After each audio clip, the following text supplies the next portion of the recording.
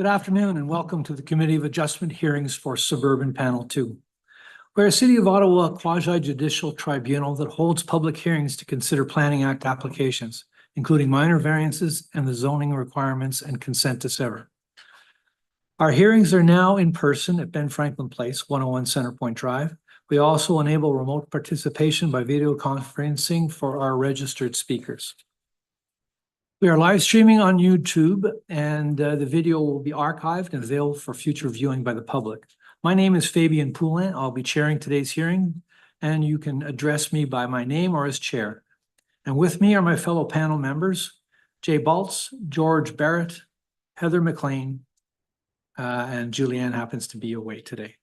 The procedure for the hearings will be as follows. Listed on the agenda and appearing on a screen from time to time are the applications we'll hear today. For the sake of efficiency, I may deal with agenda items in a different order. Panel members have reviewed the planning reports and any written submissions in support or opposition of each of the applications. Today, we'll hear any oral submissions relating to the applications. As part of the statutory public notification requirements, each applicant was required to post a sign on the property in question before the hearing. They also had to confirm in writing that they did so, or they'll need to swear or affirm an oath that they've fulfilled the sign posting requirements. Otherwise, we may have to adjourn or postpone the hearing. The panel may ask for a brief presentation of an application followed by questions for the applicant and city planning. We'll then hear from members of the public who have registered to speak, and we may also have questions for them. Finally, the applicant who has the burden of proof will have an opportunity to final comments in reply. Please address your comments to me as chair, starting with your name and spelling it if necessary, and your municipal address for the record. All presentations are limited to 5 minutes. Any exceptions will be at my discretion. At the end of the hearing, the panel may either make an oral decision or we may reserve our decision, which means it won't be delivered today. In either case, and within 10 days, the Committee of Adjustment will send the official written decision and reasons for it to all the parties, participants, and anyone else who has requested a copy. Does anyone have any questions about the procedure we'll be following today? No questions? So we have several applications to hear today, but first we need to deal with some preliminary and procedural matters.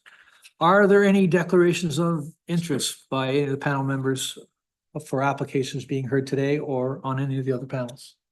No applications or no declarations of interest. We need to Bring up your voice. I'm having a hard time. I'm not hearing you very clear. Can someone on staff do that? Can you hear me better now? I'm going to yell a little bit more because I can't. Okay. Is there a way to turn it up? Okay. Thanks. Thanks for that. We don't know generally if there's any issues. Is that better? Okay. So where are we? We're confirmation of confirmation of minutes of previous hearings. We have 2 hearings, minutes to approve. I'd like to ask panel members to approve April 30th, 2024 minutes. All those in favor, please raise your hands.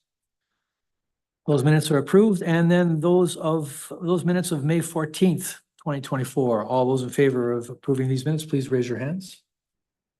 Still good? Good. All right, so next we have received a request to adjourn 3 different applications. So the first application up for adjournment is 1267 Dorchester. I'm looking for Luca Dionescu. Luca Dionescu. Are you available, sir? Mr. Chair, he's online now. Thank you. Mr. Dionescu.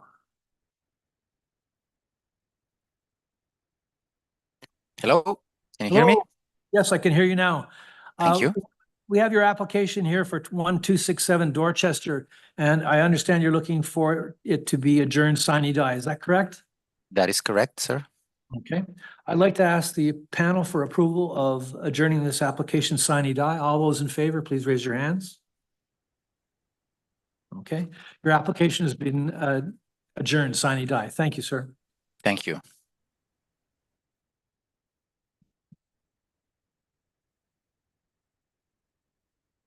So we have two others that are requesting adjournment, 7 Starwood and 10 Chippewa. And I'm looking for Justin Georges.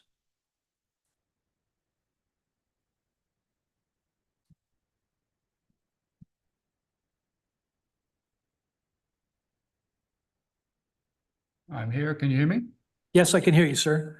Both 7 Starwood and 10 Chippewa are up for adjournment. Are you requesting that adjournment to go sine die, sir? Yes, I'm requesting on behalf of the agent, Jennifer Murray. Okay, or would you like to have it moved to July 2nd? July, please. Yes. Thank you. Okay. All those panel members, I'd like to ask you if you'd like to adjourn these two applications to July the 2nd. Mr. 2020. Chair, I think we have some members of the public looking to speak on this one. Do we? Okay. So if that's the case, we cannot adjourn it today or have them, okay, hang on. Yes. We have a member of the public who'd like to speak. Hi, I'm just Nancy Wilson from the City View Community Association, and we'd just like to say that this was adjourned last time, and it's adjourned again this time. So if we could please make sure that the next time we're going to go forward, because we prepare for these things and we show up here. So that's all. And we'd just sort of like to know what this adjournment, why they are adjourning it this time. Yes, I think that the applicant's agent has graduation of her 2 twin daughters. So, and I don't think it was aware of at the time. Okay, Okay, yep. okay, Thanks. thanks.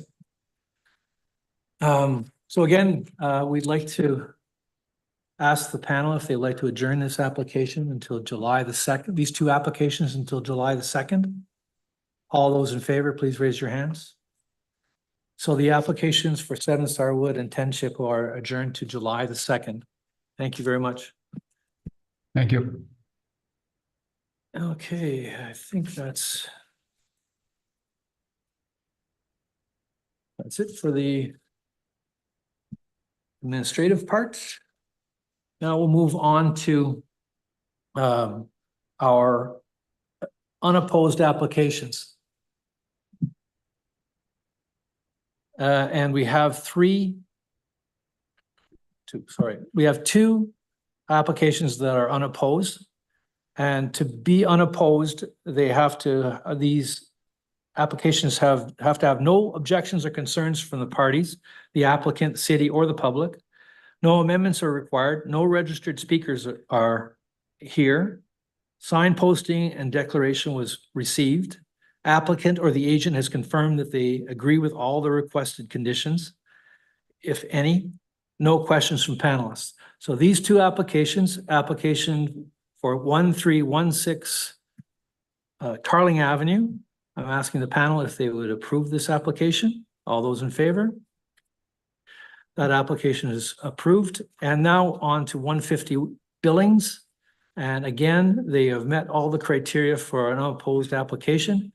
And I'm asking the panel for approval of this application. All those in favor, please raise your hands. Okay, thank you very much. Now we'll move on to hearing our applications in order, this time dealing with application number 31729 Queensdale. Mr. Jalkotsi, are you in the room or online?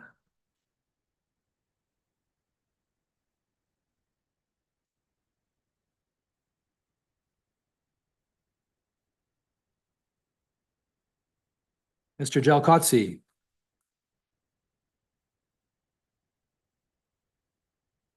Sorry, the promotion was a little slower than usual. That's okay. Okay. Oh, yes, sir. If you'd like to give us a brief description of your application today. Reminder, you have 5 minutes. Okay, I have a presentation.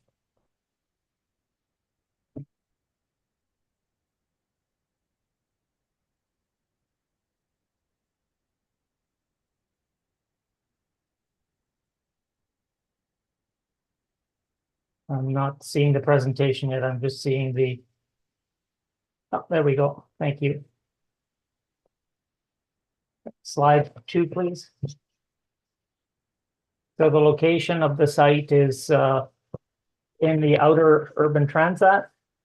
It's a rather large lot with a commercial type uses on the south side of the street, and generally single-family homes on to the east and to the south, and to the west, there are a couple of multifamily semi-detached units. Next slide, please. The street, this is the character of the street in both directions. To your right on the top, you can see, looking east, the large parking lot and the area of development that's there.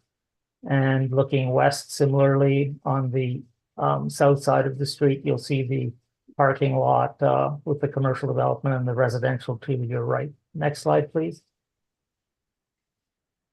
This is the property that we're looking to sever. It has two buildings on it currently, a single detached dwelling and a garage. There's an easement at the rear of the property. We would be severing it into 4 parcels. As you can see, there's an underlying lot subdivision pattern which had previous much smaller lots proposed for it. Front yard setback is shown. There are a couple of trees on the property line which are intended to be protected. They don't get in the way of any kind of construction or the permitted footprint of the building. Next slide, please. Here's a little explanation of the severance in terms of the lots, of a simplified one, so that the green lines indicate the 4 new lots that are being created from one. Next slide, please. What we showed for the purposes of the application were 4 detached dwellings. Each detached dwelling could potentially have up to 3 dwellings in it, or units in it, 1 primary and 2 additional units. The footprint for potential buildings is shown as the dotted line. So you can see that varying footprints would be applicable.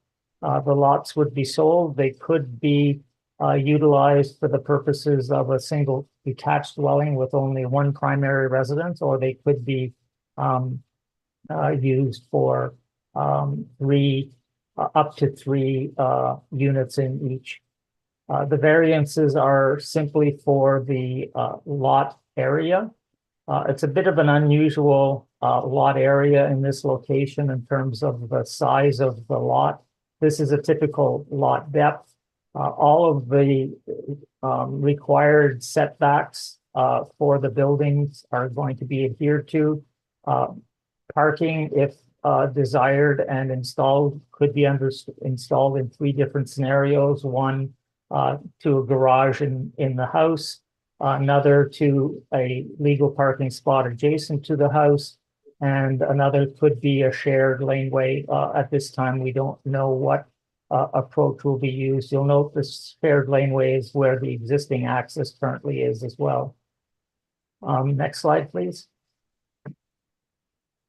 The elevations of the buildings are simply to demonstrate the request for the height variance that we have. We're making a request for a height variance to 11 meters. I should say that we've had some discussion with planning staff on this. My wording was that it would be 11 meters if it were a sloped roof, and 10 meters if it were a flat roof, as the current bylaw suggests. It was indicated to me by staff that we could only apply the zoning bylaw variance to the 11 meters. So currently, the way everything's worded, it would allow a flat roof building at 11 meters as well. My preference would be to see the wording revert to a circumstance where if the roof slope is 4 and 12 or greater, that the height limit be 11 meters. And if the roof is sloped less than 4 and 12, the height limit would be 10 meters. That's still my suggestion, but my understanding from staff at the committee was that that wasn't going to be possible. So that's the final aspect of my presentation. The variances are minor in the sense that they reflect the new official plan in terms of densification. the pattern of housing with the lot width being as required, and the variance only for lot area while respecting all of the side yard setbacks other than height, reflects the current pattern of development in the area. It's classified as a neighborhood in the zoning or in the official plan. 1 minute, sir. You have 1 minute left. Okay, thank you. And lastly, provincial policy as well as the official plan or as the zoning bylaw and the character of the neighborhood, all 4 aspects are supported. Thank you, sir. I'd like to ask the panel if they have any questions for Mr. Jalkowski, Mr. Barrett. Yes, through you, Mr. Chair. I just, well, actually, I'd like to clarify. The purpose is to create 4 lots. How many is the applicant considering to build on these? How many units is he actually planning to build on these lots? For example, is he planning to build 2 units out of the 4 and sell 2, or is that still up in the air? That's very, to you, Mr. Chair, thank you for the question. That's very much up in the air what the client would like to do. Initially, the intention is the client's preferred option is to actually build 4 3-unit detached dwellings. So a total of 12 on the site would be the total number, but it's quite possible that the owner may choose, because there's been some interest in selling a lot to somebody to do the same thing or to do a detached dwelling with only 1 unit in it or 2. Okay. And the second question would be, with regards to the additional units, are they, what size of units are we considering for this development? So, I mean, given the location and the size of the footprint, the style of the units would be 2-bedroom or more, up to the maximum permitted for a unit of 4 bedrooms. There is a lack of multi-bedroom housing generally in the city for these kinds of low-rise buildings. So the benefit here is that we have a very reasonable footprint to be able to work with, so that if a client chooses to make a larger bedroom unit within the dwelling, this detached dwelling, they're able to do that. A third question with regards to the access onto Queensdale. Queensdale's a very busy street, as you know, with construction, with commercial traffic as well as residential traffic. So limiting the number of driveways would be important. Is that the plan, to limit the number of driveways in the future? So right now, as I've indicated, I mean, there's the option for four driveways. I've driven down the street all the way to the end. We do have single family homes all the way along, and I know this road goes all the way through with a slight bend to again a fairly major street. My encouragement to the client, and I think from a financial perspective, it may be beneficial to them to choose to do a shared laneway, which would in future require some easements. But the conditions of the severance are such that it would be beneficial to him to really only have 2 road cuts, because if he has 3 or more road cuts, he has to repave the whole street, as you might be aware from the conditions of the severance. Mm-hmm. Thank you. Ms. McLean, any questions? Thank you, Mr. Chair. Just a comment, I guess, to Mr. Yalkowski. It is our policy to have elevation drawings when we're dealing with a request for like this request for a height, building height. If we were just dealing with lot widths and lot areas, we've been informed by the planning and development branch that we don't need drawings. But in this case, with the request for the height, I think it's difficult for us to assess any impact that this height variance may have. Yeah, to you, Mr. Chair, this is a conundrum because I think that the surrounding properties, particularly to the west and to the south, given that they are non-residential to the south and primarily a parking lot, I think that you're able to make a judgment on the height variance based on the proximity to both Bank Street in this circumstance and the character development along Bank Street, which is TM zoning, as well as the character that we don't have anything at all to compare against across the street from us. So, I mean, from that perspective, I think the variance makes an important transition between what's happening and will in future happen in terms of the higher density that we'll see along Bank Street and the semi-detached, for example, directly adjacent to this property, again has a higher, a slightly higher building than what's under the current zoning for this location. So that's why my feeling is that you are able to make a planning decision about the effect of the massing approach that we've shown. The footprint that we've shown, as you can see from that slide number 6, was that you're going to see a varying footprint on the property. It could be slim and longer, or it could be wider and not so deep. It's not it's not likely that the entire footprint of the property would become developed because it's just too large a footprint to do if you're going to even, well, particularly if you're doing a single family dwelling, but if you're even going to do a 4-bedroom unit, it would be tough for it to fill that whole footprint.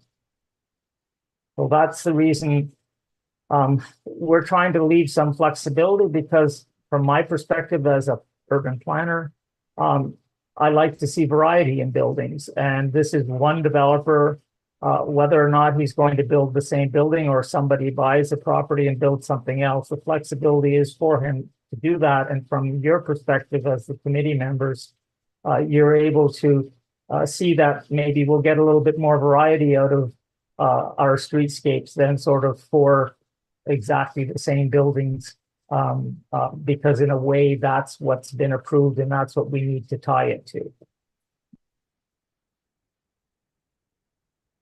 Okay, Mr. Baltz, do you have any questions? Thank you, Mr. Chair. I'll preface this by saying that I can see a planning rationale for the reduced lot area. That's very clear because you're subdividing into 4 what would be substandard lots. I'm struggling to see the rationale for the building height without having actual plans for building in front of us. Keeping in mind that maximizing the sale price isn't a planning rationale. I really am not seeing what the rationale is at this point when there are no plans before us for any specific building to change the height. You know, why not 14 meters? Why not, you know, we have no idea what's being planned, what the footprint is going to be, where the driveways are going to be. It just makes it very difficult to make a decision where we usually tie that decision to the plans that are presented. So that's Mr. Chair. I didn't say anything about value, okay, at all in my comments. What I did talk to from a planning rationale is variety, both from an ownership perspective and from a design perspective. If I'm an owner, and I've had this happen to me in the past, I bought a property in Westboro 30 years ago now, 35 years ago, and it had minor variances tied to plans. And I had to go back to the committee to get those changed. That's a big, and by the way, I picked up the lot for a lot cheaper than I would have otherwise picked it up for because of exactly this circumstance. It was a Barry Hoban design and wasn't particularly useful for probably most of the people who wanted to buy the property. What I try to do when I'm looking at this from a planning perspective, and I'm looking for a variance on height, I look towards my surrounding uses. And as I've explained to you, across the street, I have none. Okay, and I could potentially, given the zoning on the property, have quite some height across the street. I'm just trying to recall the zoning on it. It's not GM, but it's again, it's a commercial zone and can be developed. And so that actually connects all the way back to Bank Street when you think about it from a zoning perspective. So it's a bit of an unusual circumstance in this location. And then, of course, we have Bank Street as a TM zone. This can act as a transition. I mean, the height variance that we're looking at is as I've suggested to you, between 2 and 3 meters. It does allow for an additional story in the building on a street that is not very far from Bank Street, so reasonably good accessibility to services. There's a shopping center on the corner there on the southwest corner. There's all kinds of services in that area. Getting a little bit of density, getting a little bit of height in this location, on top of the fact that if you do not tie it to plans, which of course is what I'm suggesting, is that you get variety. You might get 2 or 3 different building designs. I come from Calgary. I was a development control officer in Calgary, and my thing with that, kind of a different system kind of that we have here, but as a development control officer, I did what you did as an individual. And I always wanted, from a planning perspective, to be able to leave as much variety and potential for people to enact their own vision a little bit. Sometimes we don't like it. Other times we get something dramatic. I've used the saying previously that if you design something never to fail, you'll also never succeed. So this is what I'm trying to do with this here. Benefits the client. I think it benefits the community greatly. And it gives a lot of flexibility in building type that could go on these properties. So that would be very much appreciated, I think, by the community. And definitely by my client. So is it not possible, given the footprint, to have 3 units? I mean, a unit, 3 units in each building, and stay within the height limit?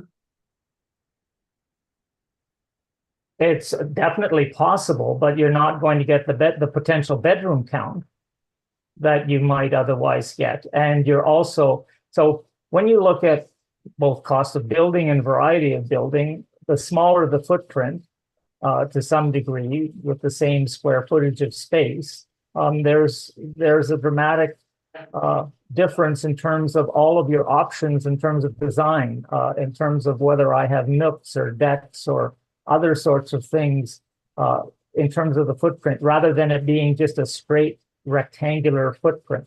I mean, the minute I have to shrink it down to 2 stories, I lose that flexibility. And as I say, I don't think that's the key element from the planning perspective. The key elements from the planning perspective, in my opinion, are the location. Again, Bank Street and what I have across the street from us. And then secondarily, the ability for the clients and the owners of the properties to do their own dreams on that property with a varying footprint within something that's larger than would simply then be 2 stories and become much more rectangular. there's the possibility that we end up with more green space than we otherwise would, for example. That opportunity is lessened the minute that you say, okay, well, we're going to limit it to 2 stories. Thank you, Mr. Chair. Thank you. One question for me is, are you aware of the conditions requested should this application be approved? Yes, I am very, and I've had them with the lawyer yesterday. I didn't really get an answer back from the lawyers, but I've talked with the client and the acceptance of all of the conditions, yes. Thank you very much. Okay, now I'd like to ask our planning department, or the city's planning department, to make their comments. Ms. Horn? Thank you, Chair. So as mentioned in my report, planning staff have no comments, have no concerns. However, we would like to remove condition 11 because in the past the wording of it has proven difficult to enforce. And that's the private approach permit? Yes, that's correct. Okay. Are you replacing it with anything? No, the applicant will need to get a private approach. And then how is he going to know he has to get that? Usually that's done through the building permit process, Okay, I perfect. believe. Okay, so the thought is to remove number 11. We'll address that as we move forward. Now I'd like to ask our panel if we have any questions for Ms. Horn. Mr. Barrett?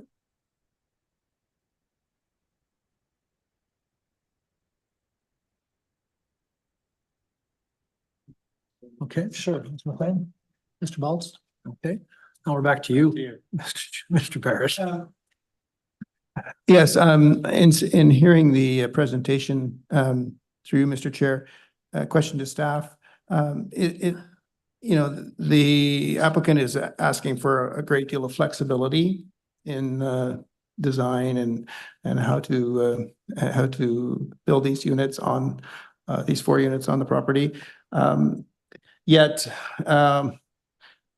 we don't have anything. It's concerning for as a committee member that it is. We don't have any guarantees of what they're going to build, and it could build 4 homes of the same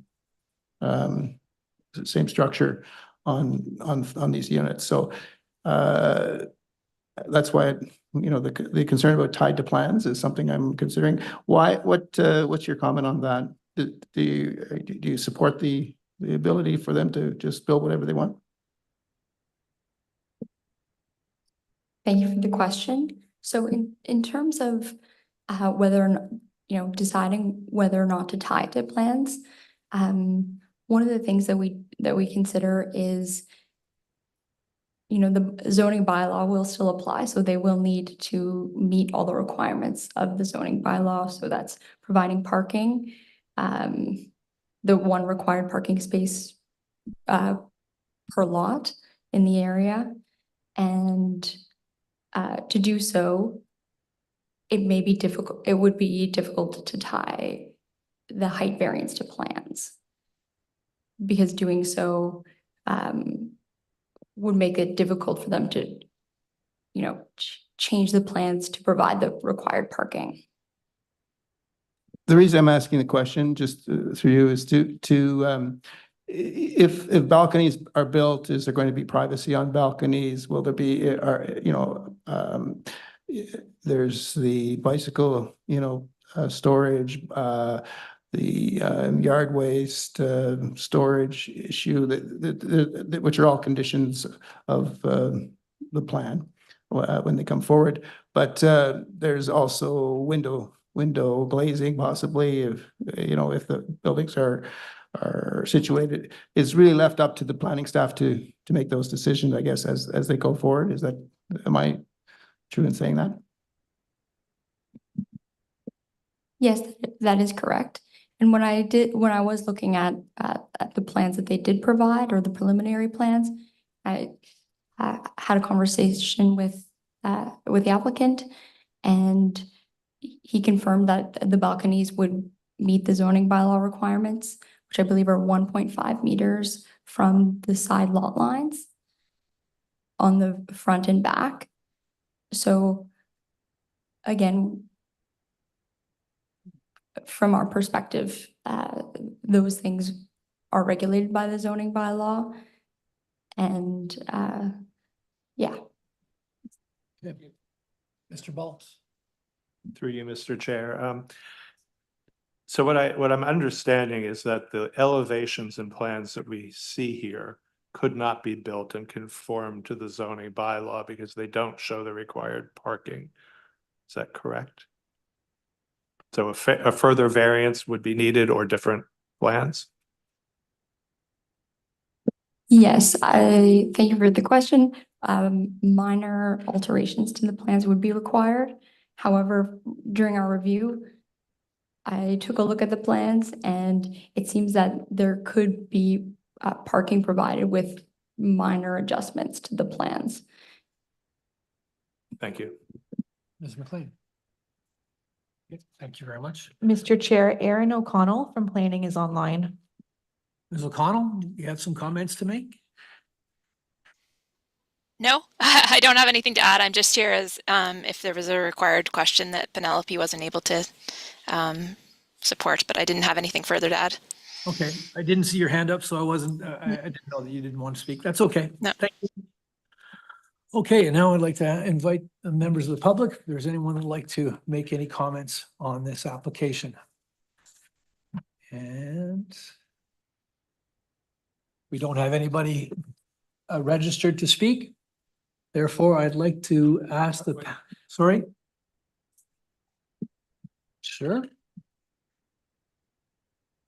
Come on over, press the person button so you can speak, Yes. and please do. Although I don't live in that area and I don't know it that very well, my name is Karen Lynch and I live at 55 Cantor Boulevard. Thank you. So the thing about this presentation that really bothers me or that is of concern, there really isn't a plan.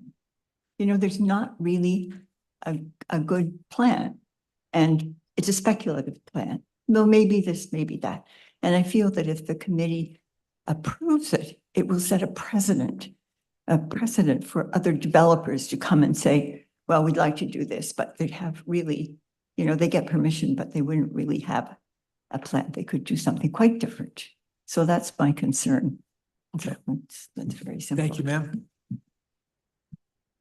Okay, again, I'd like to ask the panel if they would like to reserve decision on this. Hang on. Oh, yes, I'm sorry. You didn't want a final word. Sorry about that, Mr. Jalkowski. Yes. Appreciate to be able to do a little quick wrap up if you don't mind. I'd just like to address two issues that were brought up. Number one, with regards to precedent, as you are aware, committee's judgments are not intended and need to be looked at in the context of the location. And this is quite an unusual property from the perspective of its location, being again across from the quite large parking area and non-residential zoning. The other aspect I'd like to sort of address a little bit more based on comments around the not knowing where things are going to go. We do know where things are going to go. Any proposal that comes in as a building permit has to fully comply with the zoning bylaw. With this property, given the size and its location, it's not complex. It can fully comply to the zoning bylaw in every aspect other than the variances that we've requested. And as indicated, the lot width complies with the zoning bylaw, and given the location of the property, the height variance should be deemed as minor. So those are just my summary statements in that regard. Thank you. Thank you very much. So panel, would you like to reserve this decision? All those in favor of reserving, raise your hands. Yep. So we're going to reserve the decision, Mr. Jalkowski, and we'll be back to you in 10 days with the written decision. Thank you very much. Thank you, Mr. Chair and panel. Have a good afternoon.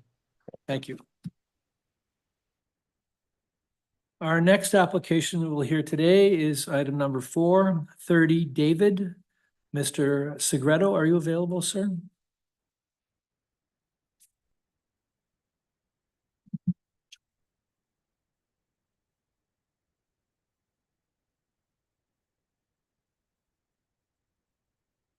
Mr. Segreto?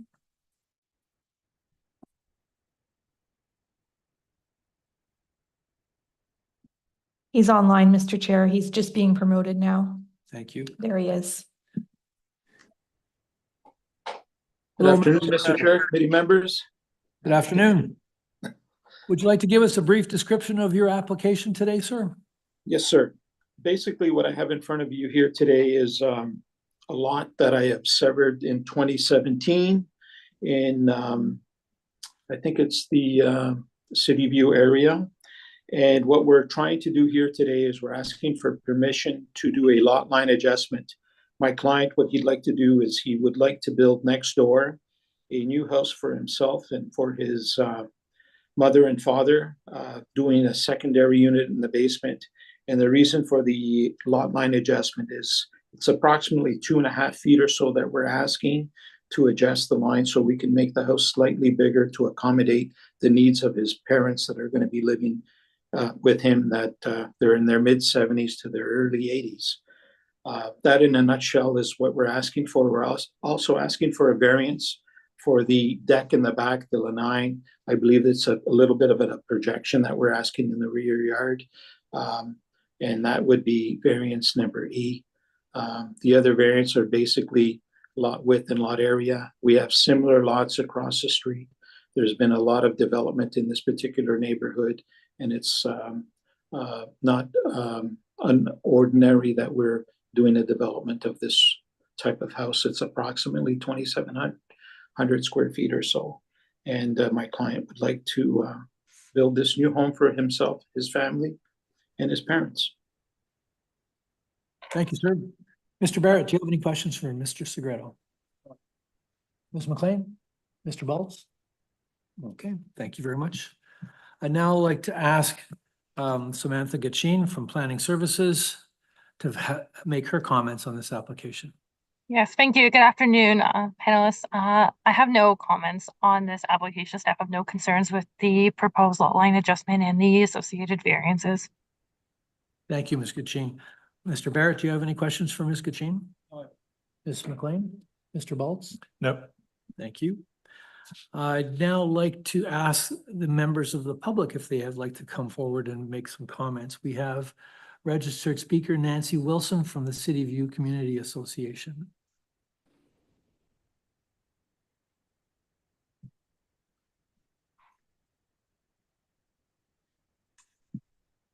Hi, I'm Nancy Wilson from City View Community Association, and I just wanted to tell Mr. Segreto, he made me smile when he said, "I think this is City View." He knows it's City View. Good afternoon, Mr. Chair and committee members. The city, as always, the City View Community Association disagrees with any application that does not meet the requirements of the existing bylaws. The property at 30B David Drive does not meet these requirements. That being said, the City View Community Association is in agreement with the city planners and has no issues with this application or these applications. The applicant contacted us several times at the early stage for pre-consultation and input. Several issues were raised and addressed. The City View Community Association was aware of a water main running to the west of this property, and there were concerns that while removing the approved trees, that the roots would puncture the main. The owner promptly had the property surveyed to find the exact location of the main. It was actually located on the property to the west, about 10 feet from the 6 to 10 feet from the applicant's property line. Regardless, the applicant will still be taking precautions during the removal of the trees. These trees were damaged in the 2023 derecho. The City View Community Association would like to say, we think this development has front yard parking and will fit in well with the character of the neighborhood. We must say that it was very beneficial to both the applicant, his representative, and the community when this pre-consultation happened. Problems can be resolved so that it's much easier on this committee once it arrives here. Thank you for listening to us, and thank you to the applicant and his representative for their cooperation. We wish we could have this pre-consultation with all of our applicants. So we agree with this, and I'm sorry if we put our name in, if that held things up so that you could just approve it.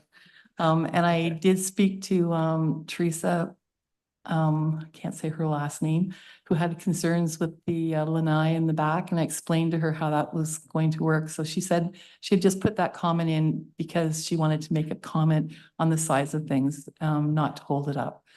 Okay, Okay, thank you. thank you very much. Okay. Does the panel members have any questions for Ms. Wilson, Mr. Barrett? Ms. McLean, Mr. Bones? Thank you. Thanks very much. Okay, now on to Mr. Segreto. You have the last word, sir. Mr. Chair, there was a second speaker. I don't have that. Sorry. Oh, yes, I'm sorry, Lara Boccia. Are you available, Ms. Boccia?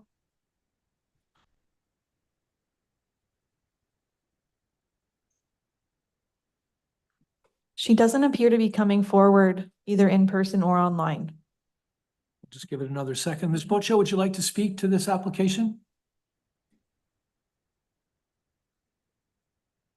Not seeing anything online. Okay, thank you. Being that there's no more speakers from the public, I'd like to ask the panel if they would like to, I'm sorry, I'd like to ask Mr. Segreto if you'd like to have the last word. No, I don't have any words to say, but I'd like to thank Nancy very much. It's Thank great you, when Nancy. you guys work together, you know, it really Yeah. is. Thank you. Thank you, Nancy. I'd like to ask the panel if they'd like to reserve this decision on this application. All those in favor for reserving? We will reserve this application, the decision, and we'll give you notice of it in 10 days. It'll be in writing. Thank you. Thank you so much. Thank you. All right, moving on to our next item, it's item number 5. This has to do with 115 Rita. And I'm looking for Jonah Bond and Bill Holtzman.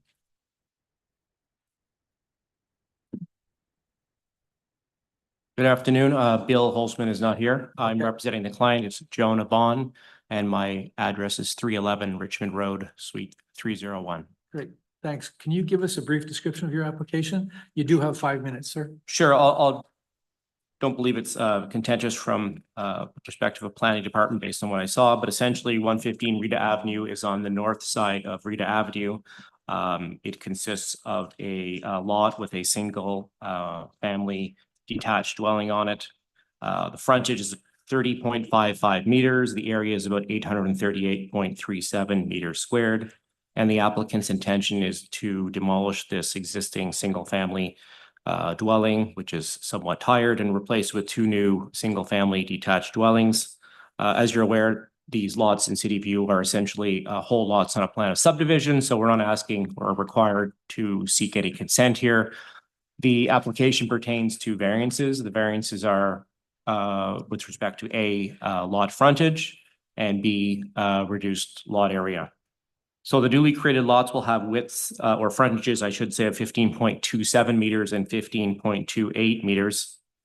The reduced lot areas will be 442.38 and 442.43 meters squared. The requirements respectively for frontage and area are 19.5 meters of frontage, to put that in perspective, and the required lot area is 600 meters squared in this area of City View, which is zoned R1FF, exception 632. I do have a visual presentation. I don't think it's necessary unless you have any particular questions. I can put it up later. I've described the location. I've described the fact that there's a somewhat aging single family detached dwelling on it. The lotting plan is outlined in the planning rationale that we submitted, and it's become apparent that the predominant form of redevelopment in City View is in this particular form, which is more or less 50-foot lots with single family detached dwellings, more or less on lots that are 50 feet and have areas more or less of this amount. The exception 632 allows the applicants to use some of the rear lane to calculate lot area. So I believe the committee and staff are familiar with that. As far as the actual tests under the Planning Act, it's our view that the application meets the 4 tests, namely meeting the official intent and purpose of the official plan with respect to developing a more urban fabric within the area, It meets the official BC purpose and intent of the zoning bylaw with respect to the criteria of the zoning bylaw, which is to allow for development of single-family residences of this nature. We feel it's desirable. It adds new, more efficient housing stock. And we feel that it is minor because the impact is in fact minor. And we feel the pattern of development on these two lots will be compatible with those of the surrounding environment. I have one thing I wanted to bring to your attention. It's a bit of a housekeeping matter, but I came to my attention late last night. I was reviewing the survey. I noted that on the application forms that were submitted and on the notice that went out, and I brought this to the attention of certain staff members this morning, there is a micro adjustment required to my minor variance. The application materials, for whatever reason, spoke to lots of 15.28 meters each in frontage, whereas it turns out one of them is actually 15.27, which is a 10 millimeter or 1 centimeter difference. It would be, as you can appreciate, imperceptible. That being said, I didn't want the applicant to have a problem at building permit time and get called out on not having the correct frontages. So I thought it would be cautious to bring this to the attention of staff this morning or staff at the committee. So I'm in your hands. This was your decision as to if we can make a change on the fly. It's my hope that we can. Yeah, I think we can, sir. Thank you. So I just want to make sure that we have the adjustment correctly. Yes. So having to do with 113 Rita Avenue. Okay, let me just, yeah. Okay. Yep, go ahead. Variance C. Yeah. So you're wanting to change 15.28 to 15.27? So 15, sorry, it's 115 Rita Avenue. I'm at 113. Sorry? I'm asking you about 113. Oh, sorry, go ahead. 113, are you Yeah. changing it from 15.28 to 15.27? No, I'm changing 115 Rita from Okay, so- 15.28 to 15.27. That would be the house on the west side. Okay, so we'll leave 113 Rita at 15.28, correct? Correct, sir. Okay. We had it both changing. That's No, okay. just one of them is changing. It Okay. was something worries. happened during the preparation of the application, so No, that's my perfect. apologies. Yep, no, staff did get it and they did give it to us. Okay. Later on today, earlier today. Okay, now I'm moving on to questions from the panel. Mr. Baltz, any questions? Ms. McLean? No. Mr. Barrett? No. Okay, no questions there. And now I'd like to move on to the public. I believe we have a few speakers. First speaker is Robert Meringer. Hi, please come up to the microphone. You can grab a chair next to Mr. On there. Thank you. Hi there. Take your time. Not even on. Thank you. Now you've got power. I bought at 109 Rita in early 80s. And since then, they had a lot of construction in the neighborhood. My neighbor in the back sold and they built 2 homes. I'm backing on to 2 homes now when I only had 1 home backing on. And on my neighbor on, if you face the house on the right-hand side, he renovated his house to a big house and he kept the cedar fence up and he just kept the fence and we had no problems with land or anything. Now that 113 has sold and they're dividing the properties and they're making it very tight. I'm just wondering about my cedar hedge, or I should say mine, because it was planted 2 neighbors side by side. If you look on the property line, the cedars are intertwined, if I'm not mistaken. My problem is that I have dogs. I let them out and I like my fence up. If they're building and they're taking the cedar away, because it's really the 2 properties, I have no problem with that. They could put up a fence, but it has to be done. How can I say? I don't have to worry about my dogs going out and having problems, you know, running out into the street. My concern is the fence and also the grade of the property. The grade of the property right now, the fence is going the slope's going this way. If they put the property up here, the water won't continue to go. You understand what I'm trying to say? I do. So is it Miss? So my concern is the fence, and also I don't want to have water into my backyard when it rains if they raise the property. Right. Great. Ms. Horn, is there any grading and drainage requirement here? Grading and drainage requirement? No, I don't see a condition on.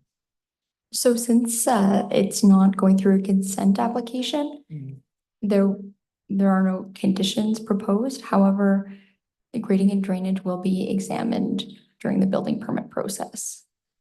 Does that answer your question, sir? I didn't hear her. Okay.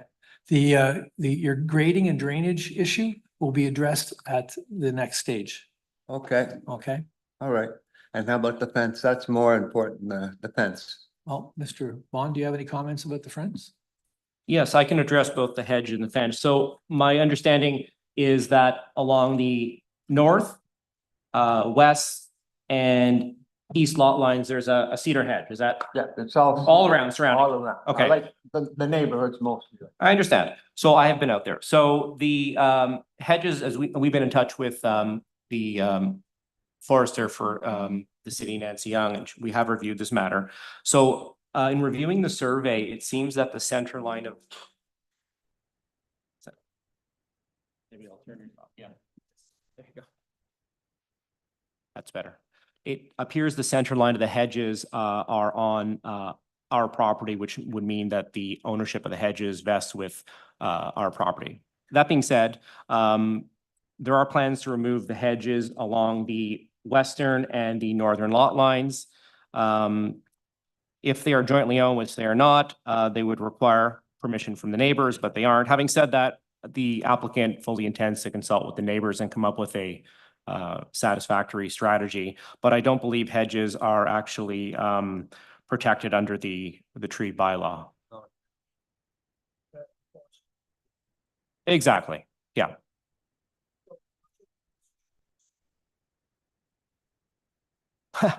Because we're getting so much feedback bouncing around here. So I'm not sure that answers your question completely, but they're willing to work with you. Oh, yeah. Yeah. Okay. As long as So, what they do on their property is none of my concern. Right. My only concern is, I don't want to see a fence in 2 months, 3 months after construction, or like, you're gonna take the cedars down, put something temporarily, while whatever fence is gonna be put in. You understand what I'm trying to say? Yes, understood. And the applicant, we've informed him of that as we're just his agent. But yes, we've informed him of that requirement to work with the neighbors if any hedges come down around the perimeter. okay, thank you very much. Now, I went a little out of order, but Ms. Horn, do you have any comments on this application? Thank you, Mr. Chair. Planning staff have no concerns. Thank you very much.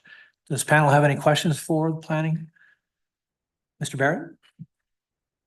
Yes, just through you, Mr. Chair, I did have that in my notes to ask questions about the cedar hedge and you know how that would be resolved. So it's hopeful that the applicant will speak to the neighbors with regards to what the intent is, and so it sounds like you're on the right track. Thank you. Thank you. Ms. McLean? Mr. Bowles?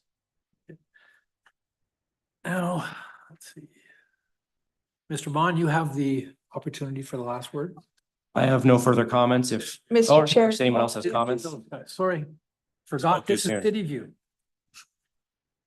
So we have Nancy Wilson from City View. Yep, if you'd like to take your seat, sir, in the back, and the chairs back there, that'd be great.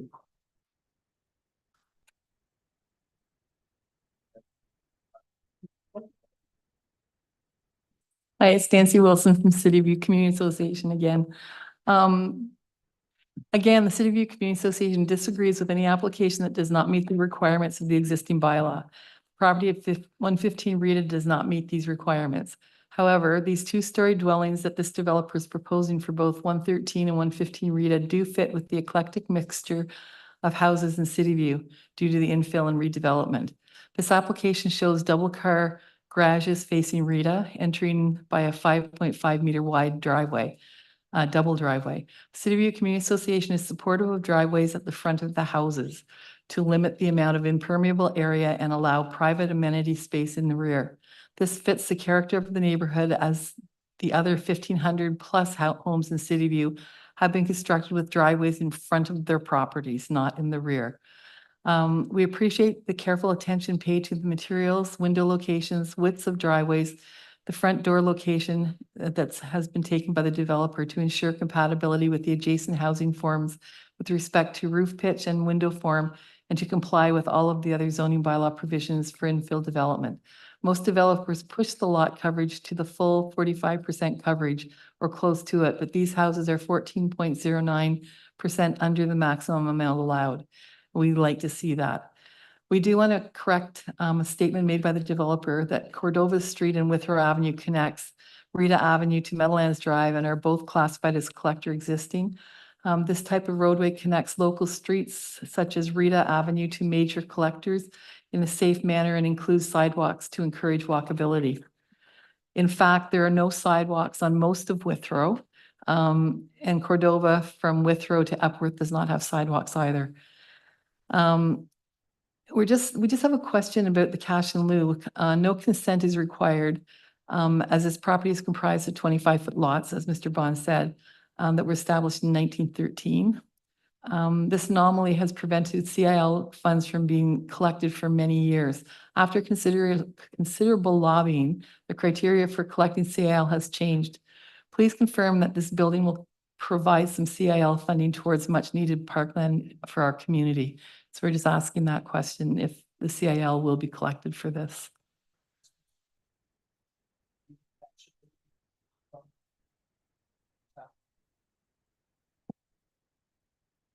Thank you for the question. No cash in lieu will be provided, because usually it's done through a condition, and in this scenario, no lots are being created. Right, right. But that's what we have fought for, and it changed in the parkland dedication bylaws recently, so you should look that up, because cash in lieu should be collected for this property at building permit stage, I think it is. But there's no new lot being created, and that's part of the reason for. That's why we never had cash in lieu, and that's what we lobbied for, and that was changed in the parkland dedication, so it's collected a different way now. So we just want to make sure that that cash in lieu is collected for any of our infill development. Okay, we'll take a look at that. Ms. Okay. Katrina. Miss O'Connell has her hand up. Oh, didn't see her. Go ahead, Ms. Connell.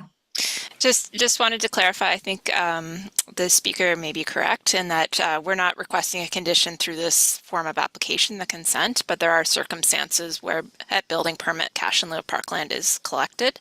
So what I would suggest moving forward is if the speaker minds contacting either Penelope or myself, and then we can confirm that that's being done correctly through the building permit process. But I don't think it's under the purview of this committee today, would be my opinion. Okay, so. Okay. That's good. Where do they find you, Miss O'Connell?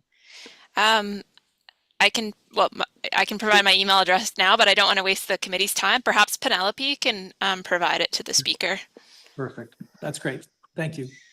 The other question that we had is the condition for stormwater in City View. Even though it's not a consent, I think that's a condition that's put on all of the properties in City View because of our ditch study. And so I just wanted to confirm that too. Okay. So we can confirm that with them when we contact them, maybe? Yeah, I think you can speak with Ms. Horn or Ms. O'Neill, and they'll get you the information you need to get for their contact information, and you can get them to acknowledge or confirm whatever's there. Sorry, Mr. Chair, if I just may, I can answer that question right now. Because I spoke with Penelope about this, because obviously we see a lot. And to answer your question, so I understand not everywhere in City View has the same stormwater conditions. So what we're doing is we're looking at it site by site and seeing, do we need to impose that condition? And Penelope can correct me if I'm wrong, but in this case, it was determined that it wasn't required for this site because I believe there's a storm sewer, and that's why you're not seeing it on this particular site. So that's the approach that the city's been taking in terms of imposing it. It's not applying a blanket to all City View. It's based on what the condition is and what's required. Does that answer your question? Sort of. Yeah, we'll take it up with the engineering people because that's who we've been dealing with about it. So, Okay. yeah, But either one Yeah. of the two people, Ms. Horn can put you in contact Yeah. with, so you can get some clarification. yeah, okay, Okay, perfect. And we think it's a good development for our community, so great. Sounds good. thanks. Thank you. Now, Mr. Bond, you have the opportunity. Oh, no, sorry, Ms. Lynch is also registered to speak. Karen Lynch? Okay. All right. Sure. Can you state your name? Come on down and Brian McCray, 110 Rita, across the street. You were saying the hedge on the west side is on your property? I'll just refer to the survey. So my recollection is the center line. I wouldn't say it's all on our property. I think what the situation, as I understood it, I'll just pull out the survey plan here.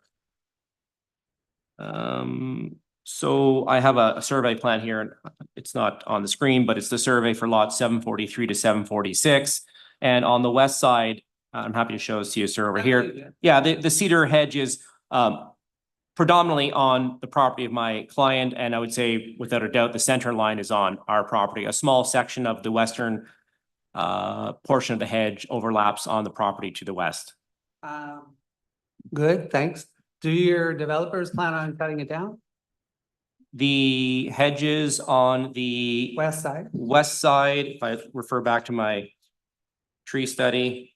So the hedge along the east side is going to be retained. The hedge along the west side and north side are going to be removed and replaced with, I believe, a fence.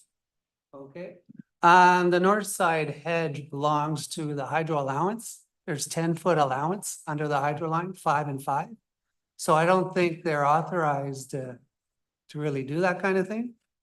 It's not theirs to cut down. are you planning to take that hedge down? The hedge under the back was to come down. Yeah, That's a hydro allowance, 10 feet, 5 on each side. The lots are 100 by 95. I used to Right. own this property, so I know. Oh, okay, okay, And so the lots are 100 by 90. right. And they say 95 because there's a 10-foot allowance for hydro, Okay. 5 and Right. 5. So I don't think they could just go and start cutting it down without consulting with people. Well, I think probably the utility probably have a problem with it too. Yeah, well, I had a So- disagreement with mine at 110 Rita, and he wanted to cut down the hedge and just said no. I've been there twice as long as he has, and So are you aware that that hedge is not your property? right. I am aware. I've done this for quite some time, and you're absolutely right. It's probably not on the property. I mean, part of it may grow onto the property. My understanding is that hydro typically does not want anything within their, their corridor. So we can certainly seek their permission, but I don't imagine they're going to have an issue with it. I mean, that can be something presumably dealt with at a later point in time, but at this point, I don't have anything further to add about that, except for the fact that the applicant was planning to take it down. And if it does require consultation with hydro, we'll certainly undertake to do that. Well, this gentleman seems to have had some I experience. know Yeah. the people across the back well as well. And I think if it was cut down, he'd be really upset. Right. So I'm just giving you guys a heads up. Well, consultation with neighbors is absolutely a condition precedent to doing anything here. So Okay. I would say that the applicant has given us his undertaking to, consult with neighbors in the event that any, form of shared landscaping is coming down. Okay, and I'll talk to the neighbor on the west side about you planning on cutting it down. There is the drainage, there is a sewer on the front of that property. Like think we along, talked just about that. about 6 feet in from the road, there is a sewer there for drainage, Right. so there hasn't been a problem with that. Thank you. Thank- Okay. So I believe forestry was online looking to say something.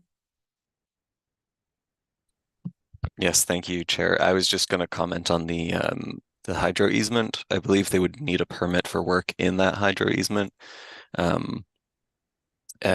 regarding Hydro's maintenance of vegetation under their wires. They would usually come and cut down anything that's sort of encroaching, but otherwise, it's not really an issue to have vegetation under them. Okay, thank you very much. Thanks. So did I get your final comment, sir? I have no final or further comments I should add, Mr. Chair, so thank you for your time. Thank you very much. Now I'd like to ask the panel to see if they'd like to reserve judgment on this application. All those in favor? We are going to reserve our decision on this application, and you'll receive a written notification of our decision in 10 days. Thank you. Okay, thanks for hearing this today. You're welcome.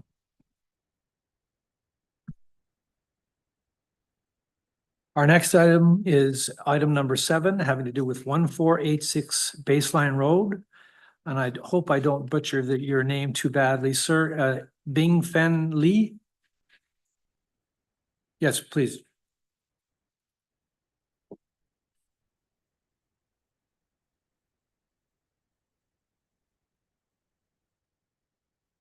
Hello, committee. My name is Bing. I'm coming from Bing Professional Engineering. We are located Unit 5, 6 Huntaris Drive, Nipin.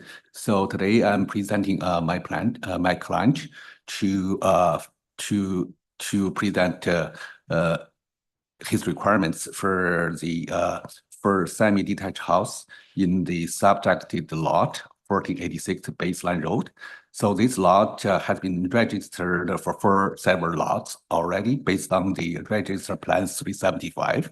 So this property owner wish to demolish existing building, and they want to construct a 4 new semi-detached dwelling house in these 4 several lots. So there are two reasons for the severance for the minor variance application.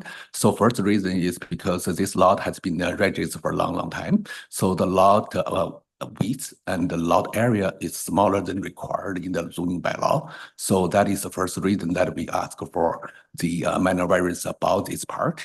So the second reason that we ask for the minor variance is because the road widening requirement on the due to the BRT. So all the lots on both sides of the baseline should accommodate the the road widening requirements. So each lot it varies for the requirement road widening requirements.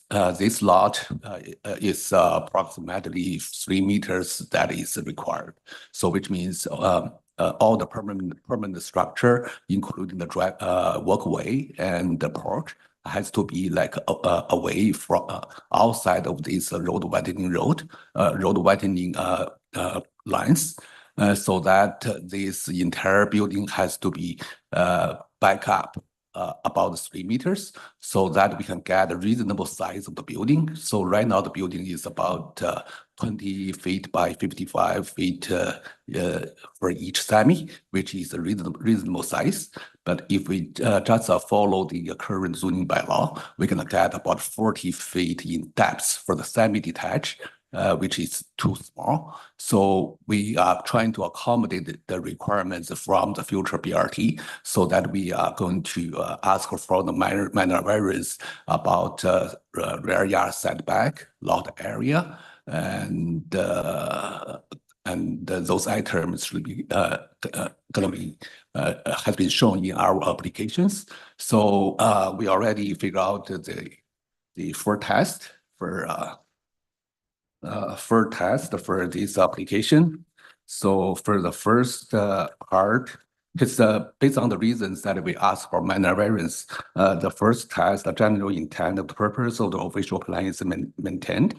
Yes, this has no problem that we follow the official plan. And the second part is the general intent of purpose of the zoning bylaw is maintained. Yes, we follow the zoning bylaw on the R2 zoning that we apply for the semi-detached. So there is nothing that we are going to against the requirement of zoning bylaw. So the number 3 is the variance is desirable for the property development and use of the property. Yes, this proposed semi-detached dwellings are appropriate and desirable use for the subject lands, as it provides opportunities for compatible residential intensification within the future baseline BRT. The variance will allow future road widening on baseline road while maintaining reasonable building size and layouts. And the variance is minor is because all what we ask for in future will be reflected in all infill development on this road, because road widening for some of the lots has been seriously affected, so that some variance will give this developer chance to develop a reasonable size with a building size that accommodate use in future. That's it. Thank you. Thank you very much. I'd like to ask the panel now for questions for Mr. Bing Lee. Mr. Barrett? Mr. Baltz? Thank you, Mr. Chair. I wonder if, can we put the plans up? There's a plan that shows the buildings that are proposed. I don't know which page it is, but I'm sure we can find it.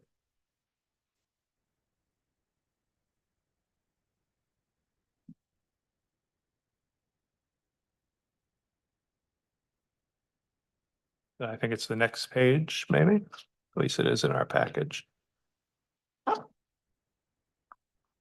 There we go. So this is showing this is in reference to the reduced lot width variance that's requested. So it's showing the parking as, I think, carports or side yard parking spaces. It's not clear, but the parking spaces are shown, one for each building, beneath or in back of the front facade. In between those parking spaces and the side lot lines, or between the parking spaces in the middle, what are those distances when a car is, between the spaces? I mean, when the car parks there between the. Well, you have spaces which I think are they have to be 2.6 meters in width, and you've got two of them, and then there's a space in between them. I think at the very front it says 0.9 something or 0.8 something between the spots, and then it looks like on I think in the east it's actually 0 or maybe something very small, and in the west a meter.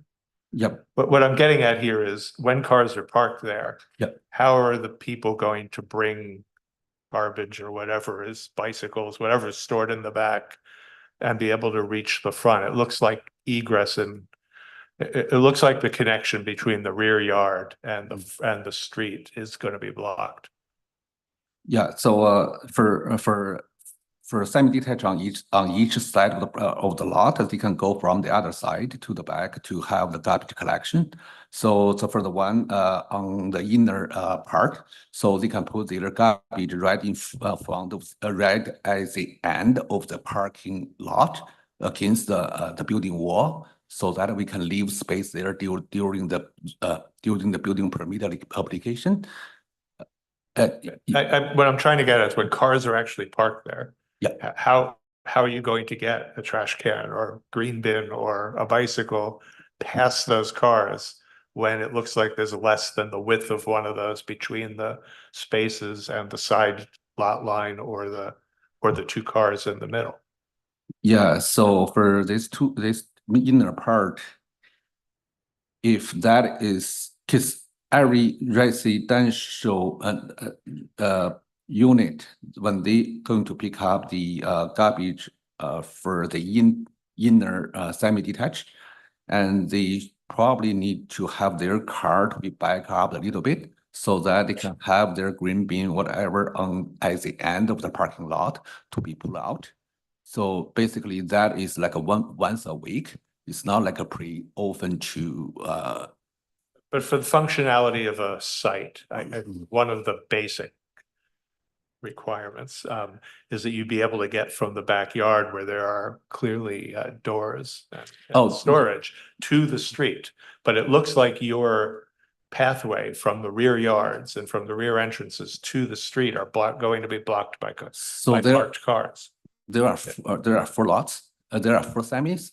For outside semi, they can go from the other side, going to the backyard to collect their bins. And for the 2 middle semi-detached, and we propose we can have all the bins right in front of the car, not right at the end of the parking space. So that for this inner 2 semis, when they need to bring their bins out to the frontage, then they need to have their car to be backwards a little bit and pull out the bins to the front. That is once a week. It's not like a pretty often operation daily. So it will require to take a bicycle or a whatever out, lawnmower or green bin out to the front each time the residents are going to have to move their car to be able to get by to access the front. Is that what I understand? Yeah, so the bicycle, this is not like a apartment building, so there is no requirement for the bicycle. So that the bicycle, wherever they park, it shouldn't be affected during our design process, design phase. So if it's an apartment building, there is requirement for the bicycle, yes. Yeah, I understand that, but people do have bicycles, and this is 12 units in total, so it is like an apartment building, and people will have these things to bring to the front. And my questions are all aimed at finding out if the reduced lot widths are causing the design to not be functional. So that's what I'm getting at, and I'm hearing that it's going to be complicated, and then any access from the rear to the front is going to require someone to move their car.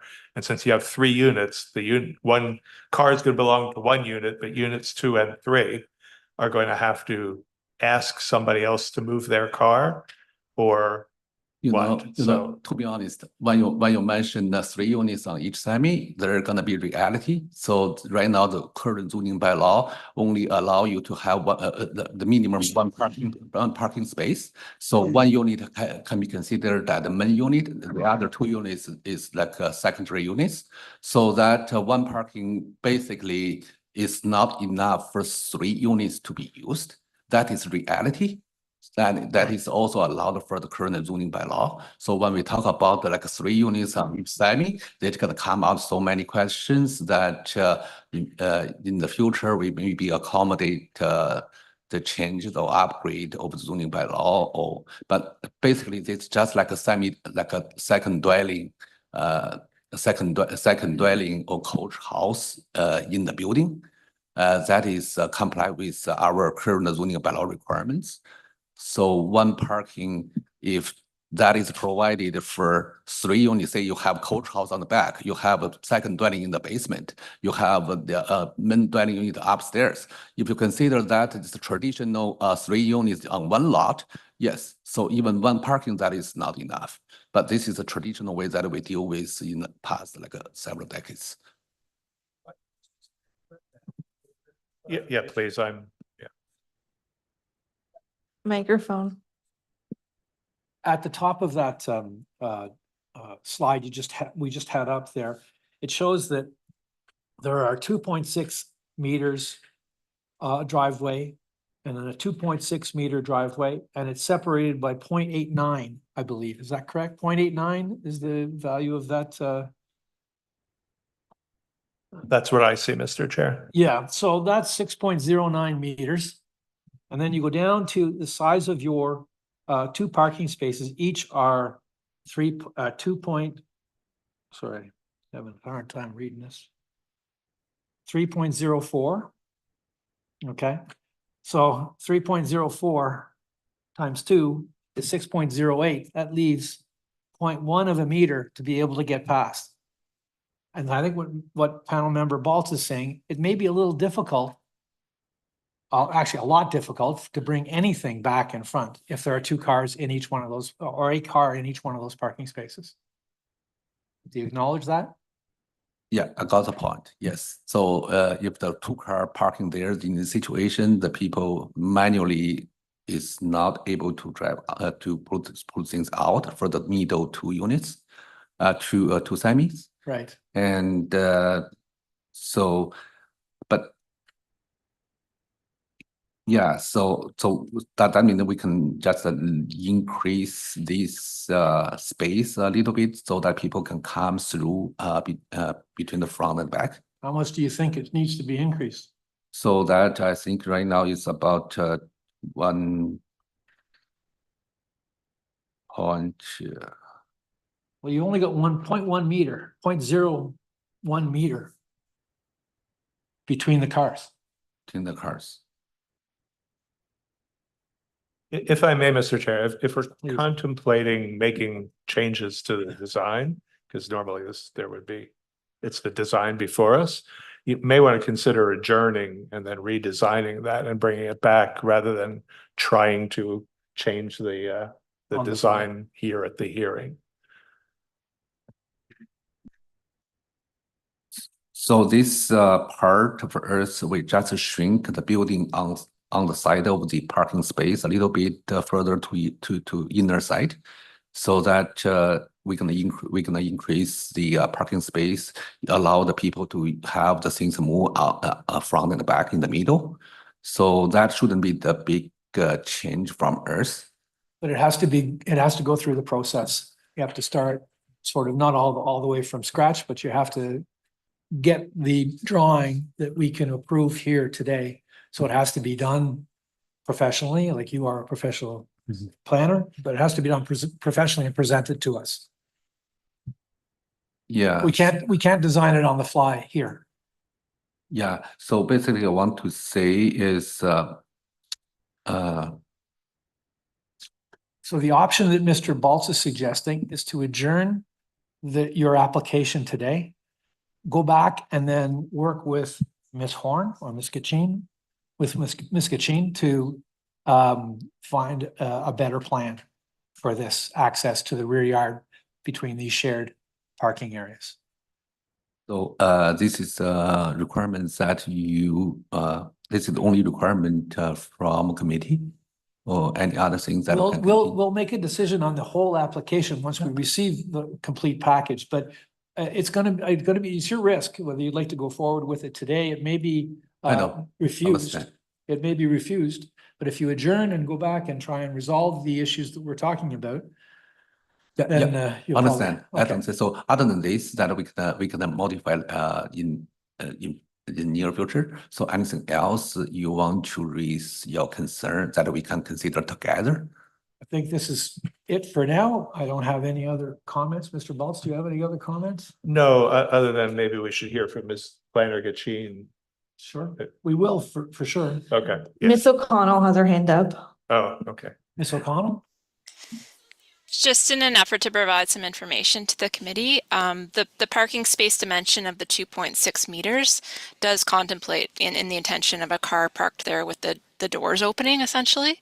So when you sort of look up the average space of an actual car, the width of a car, something like a Ford Explorer is about 2 meters in width.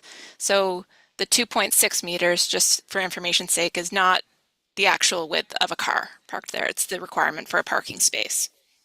So in your informed opinion, do you think that access can be had going between the two cars parked in those parking spots?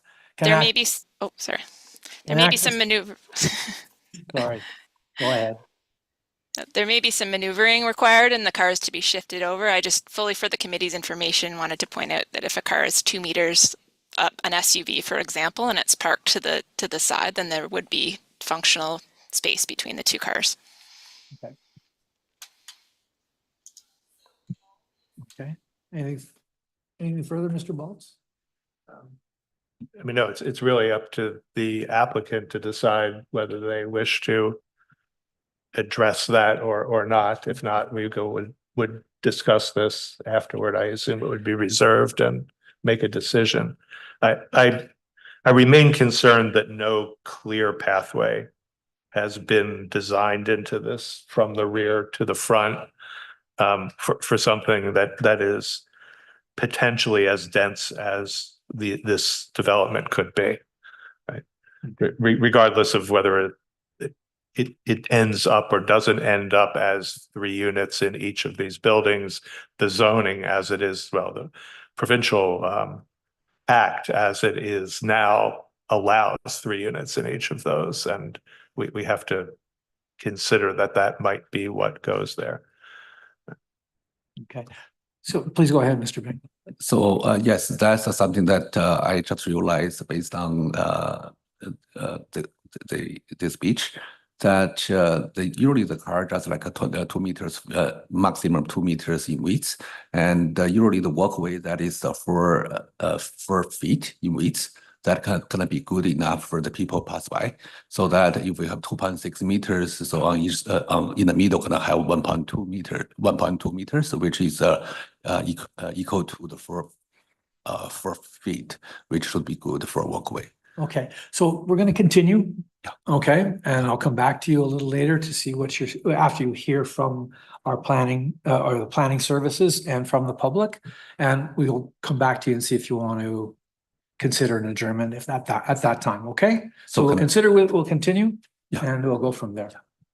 Okay, so to that end, I'd like to ask Ms. Gachin if you have any comments to make. I guess, thank you, Mr. Chair. The only clarification I guess I would make was with regarding the concern of waste management, and I just have the waste management provisions up. So the bylaw states that it's required for R1 to R4 zones where the building exceeds 400 square meters, and I think that's like 4,300 square feet. So quite sizable, and in my interpretation, that's regarding to be of each half of the semi. So that's where you have that 1.2 meter separate pathway requirement. And so it's my opinion that that's the applicability to the site, well valid in terms of wanting a path for garbage storage. I'm not necessarily sure that it applies to the site as per the zoning bylaw requirement. But other than that, I don't have any concerns with the variances for the reduced lot dimensions as well as the rear yard setback.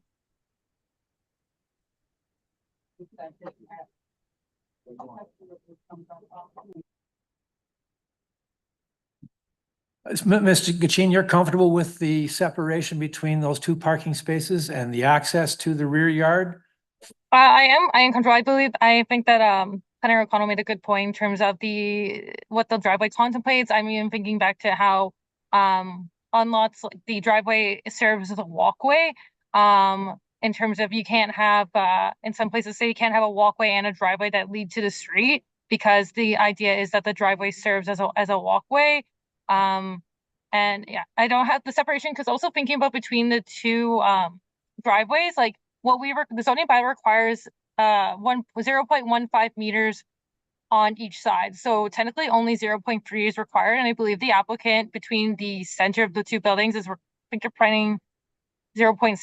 So it's actually a bit more. And that's just to give you context in terms of what we're seeing. Like you can have 2 driveways that are effectively only 0.3 meters apart, and that would be permitted underneath the zoning bylaw. Okay, thank you. Ms. McLean? No? Mr. Barrett? Okay, thank you, Ms. Gachin. I'd now like to ask members of the public if they would like to have a comment. And I believe we have Ms. Wilson and Ms. Lynch again.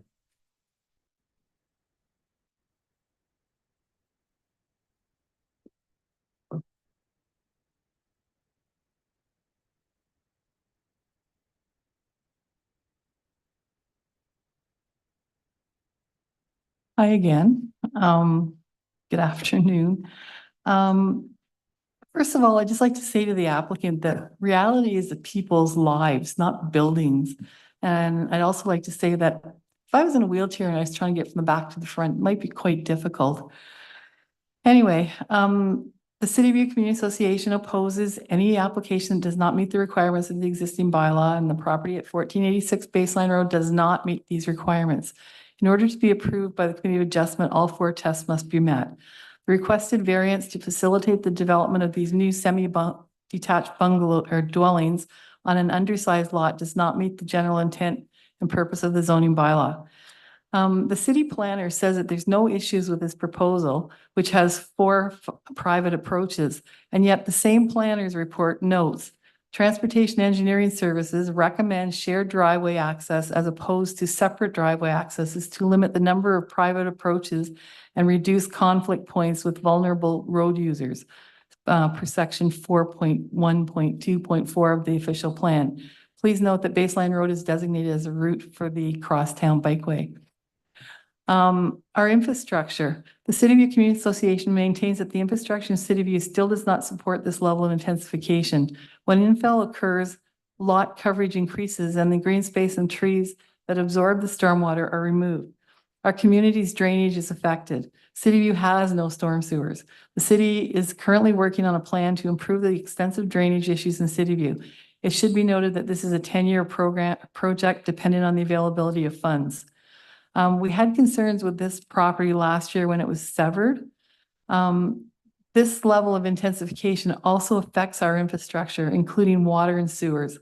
This proposal will replace a property with 1 house and ample parking with 1 approach, probably a 3-bedroom with not more than 2 bathrooms. It'll be replaced with 2 proposed semis, each with 2 units for a total of 32 bedrooms and 24 bathrooms. Almost 0 parking. The developer calls for undersized outdoor parking spots for all of these at least 32 plus people. This is definitely overdevelopment. Residents on Grant Avenue behind this new build are already complaining about reduced water pressure. Our infrastructure is already severely overburdened. City engineers have advised us that there is no capacity in the storm sewer system here to run along Baseline into Pinecrest Creek.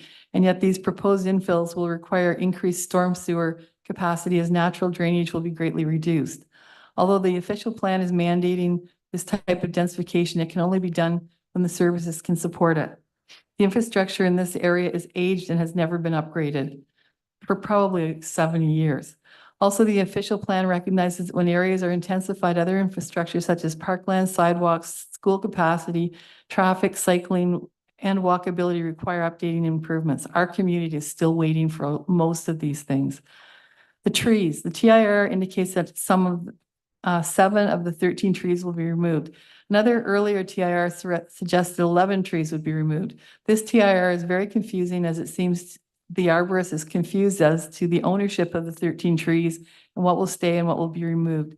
They're also recommended a later version to retain the very invasive buckthorn bush variety. Baseline Road is currently a heat island. The city proposes the tree-lined corridors to provide cooling for users of active transportation. Baseline Road needs to retain all the trees surrounding it if this is major traffic route and needs trees for shade and absorption of carbon monoxide. The parking, there's definitely not enough parking here. 32 bedrooms will generate at least 32 residents. It's absurd to think that only 1 or 2 will have cars and have visitors without cars. City View Community, the Committee of Adjustment allowed a severance of a similar semi at 1556 Baseline Road. The vacant lot next door to it still provides parking for these units. It's basically the same construction, just down a little bit. There's always cars in that parking lot. This is indicative of the need for parking spaces in all types of units. City View is concerned that these new residents will be parking in our residential streets, as there is no parking on Baseline and no parking on the first blocks of the north-south streets, St. Helens Place and Pender Street in City View, next to Baseline. We had sent an example of that other house just to show how small the driveways were going in.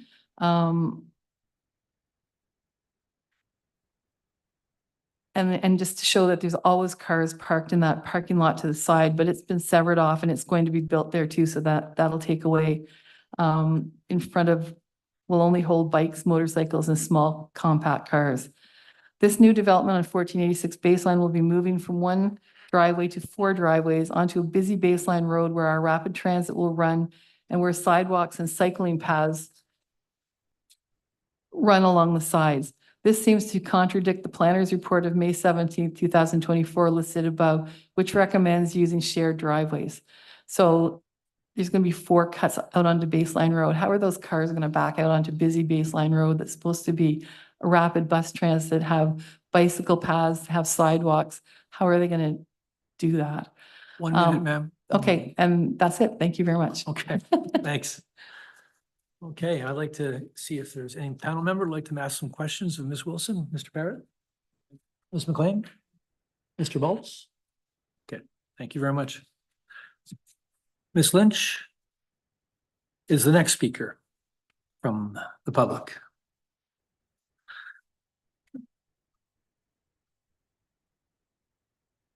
My name is Karen Lynch, and I live at 55 Cantor Boulevard in Cityview. One of the things that regarding the parking, which wasn't mentioned, was snow removal. In the wintertime, there's going to be a problem with snow removal at this location if the parking remains as in his plan. But I would like to talk about the baseline bus rapid transit project and its relation to this development.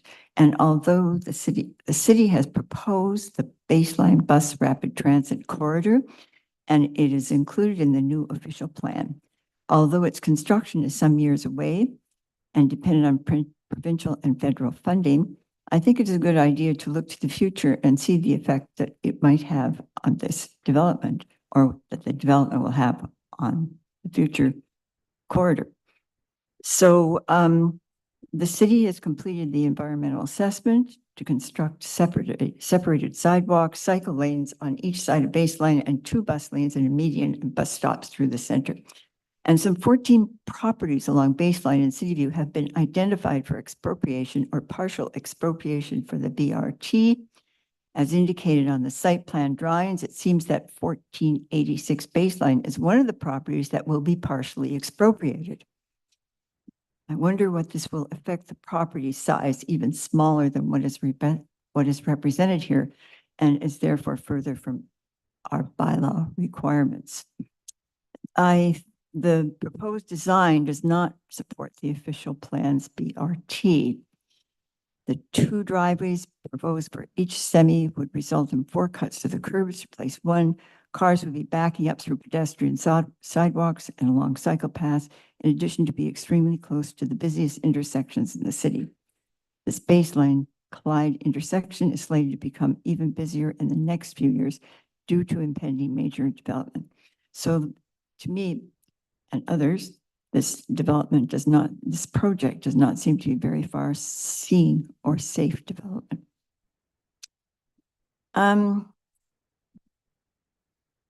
It should be designed to have a common driveway to accommodate residents from both buildings and provide less impact on baseline traffic, some accommodation for snow removal, and better safety for the residents.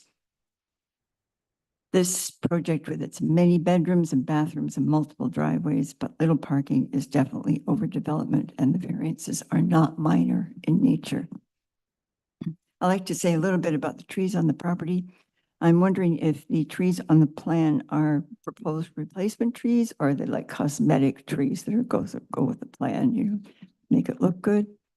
The trees that are going to be removed at the back are within the city's easement, and perhaps do not need to be removed because they are not in the construction footprint. And about the buckthorn, I have no idea why it's supposed to be retained. It's a very invasive plant. It's on the provincial list of most unwanted invasive plants. And the city itself, it's not permitted in the city rights of way. And you could look at bylaw number 2003498 regarding buckthorn. And that's all I have to say. Thank you. Thank you. Yes. So the point about the bus rapid transit plan, the planned bus rapid transit corridor, isn't the intent of a street that has one of those on it to become much more intense? You seem to be using the planning of that to yes, argue against it does, but it depends on the design or of the place. It depends on the design, not that intensification shouldn't take place, but we feel that this particular proposal is not the right one for the future.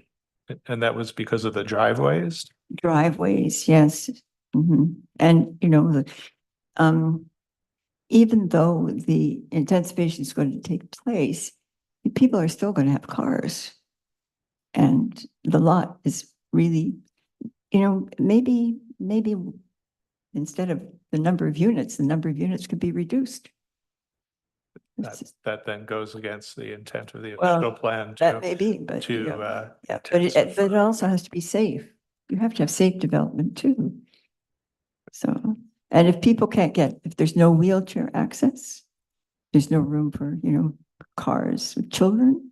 You have to think about children. So there's all kinds of things to think about. Yeah, thank you. Thank you.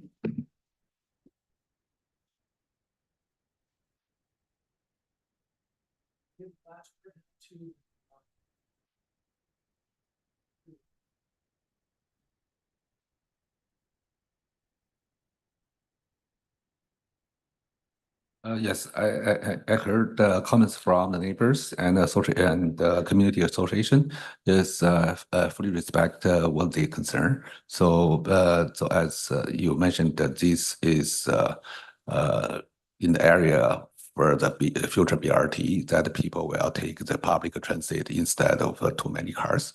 So that this is the official plan that has been scheduled. So that I think during our building permit application, we could think about how the people to be moved in these properties to have reasonable access for residents living here. That's it. Thank you. Thank you very much. Now, I'd just like to address some comments to Mr. Baltz. We talked about the access via those two, between those two cars. Did Ms. Kachin and Ms. O'Neill's comments about the doors being open and there's still going to be lots of room between the cars satisfy our concern? I think it certainly addressed the concern.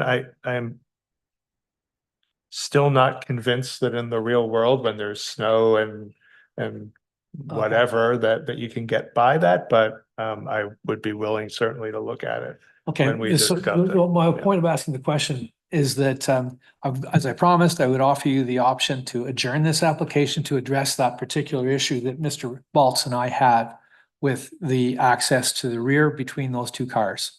So I'm going to give you the option. You can either have us make a decision today, or you can adjourn and try to address those concerns with the community association and with planner. Before we proceed, can I ask perhaps of Planner Gatchin, who I assume is still on, is it an option to not have the parking spaces and ask for another variance? And solve problems? That is a great question, Member Baltz, and I appreciate it. This has really come full circle with this application as because with the issue. So why this was adjourned, I think it was a couple months ago, was because the applicant wasn't providing parking and staff weren't supportive of that variance because of the context for parking, which I think some of the members of the public have alluded to. And so it would, and the requirement for parking is still 1 space per unit. I think staff have explored that, saying, you know, could we support a reduction to 0 spaces here? And our opinion is no. And the applicant responded to that through their revised design, which staff were in agreement with it. But ultimately, that's just staff's position. I'll leave it up to the committee if they'd like to indicate if that's something they'd like to see. But I'm just reiterating kind of what our position, our discussion with the applicant has been with regard to a variance of that nature. So even with the planned transit corridor, the staff's position is still that parking is going to continue to be required along baseline for future. Yes, I believe that because the challenge here, so the current zoning bylaw provides a certain amount of relief if you're within proximity to transit stations. And in the case, it's because where we are, this is area C of the zoning bylaw, where, you know, you think, okay, is there a break for being within proximity to these BRT stations? And in this case, there's not. I think it's if you're within 400 meters of a station, you get to use the reduced rate. But you're not eligible to provide no parking at all. So I believe that it's a factor to consider, but in terms of that, and the staff have also considered in this area, are there other similar developments which have provided no parking? And the answer based on our research was no. Is there parking along Baseline Road, on-street parking? Obvious no for anyone. And, you know, is parking, on-street parking anywhere else an option? Another no. And these are just things that I've considered while I've been thinking about, is this variance balancing? Yes, it's in proximity to a BRT, but also what is the context for the site and what is necessary for the development? Thinking about the long term, not just today, regardless of who lives there. Okay, thank you. So if I understand that correctly, we can't get away with removing the parking. So, We could, but staff, we can, but staff won't support it. right, okay. Okay, all right. So again, coming back, I'm gonna give you the option if you'd like to adjourn this and try to address the access issue that we've been talking about, or would you like us to make a decision today? So I'll leave that to you. So which means that we're gonna be in the next meeting if we go back to clarify if there is still space, if there is still a space between the two cars in the next. So probably we're gonna. Do we have room on the next meeting? Yes, Mr. Chair, we have room on the July 2nd agenda. So we can come back on July the 2nd if you'd like. July 2nd.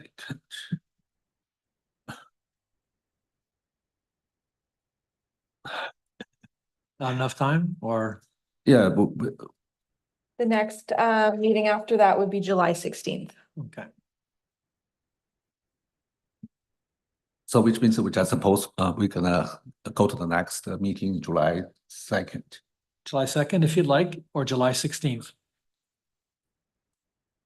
So basically, what we gonna to present in the next meeting for this certain question, because right now, the staff from the city, they already said the car that has enough that in between for people to come from the and backwards, so that what we're gonna present in the next meeting to show and convince community this space is actually there or not. So I'm just like kind of confused. So it's okay. What we want to do is give you the option to be able to adjourn if you'd like to address that. If you don't want to address it and believe that all of your comments and all of staff's comments are enough to get the panel to agree to your application today, then we can just proceed and go to that stage. Or I'm giving you the option because I told you I would give the option if you'd like to adjourn it, if you don't feel your arguments are strong enough. I think we just proceed. Okay, Yeah, thank you very much. Thank you. So I'd like to ask panel if they would like to reserve on this application. And everybody's raising their hands, so we will have a decision for you and send it to you in 10 days, sir. It'll be in writing. Thank you very much. Thank you for coming. Thank you. Okay, I think that concludes our hearing for today. Thank you all very much for your help, and we'll see you in a few weeks. You're welcome.